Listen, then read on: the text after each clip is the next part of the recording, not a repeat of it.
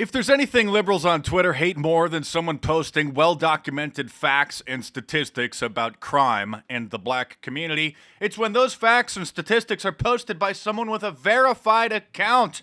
Have a look at these twits who are triggered not only by my tweets, but by the fact that my account is now verified, which is a miracle, I know. Why the hell are you verified? Typical white privileged thug, says this woman.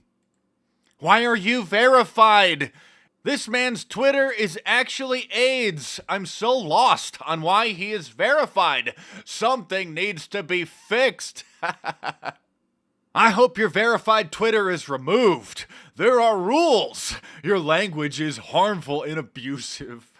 Facts are harmful and abusive now. Why is this racist sack of bleep verified? Also, why is his account still active? This person's triggered that it's verified and that he's still able to tweet out facts. Who knows for how much longer? Why is this guy's account verified when he tweets nasty, grotesque bleep like this? How is this scum of a man, Mark Dice, verified? Really, Twitter? This hate-spewing nobody is verified and allowed to just spread this nonsense? Hashtag disgusting.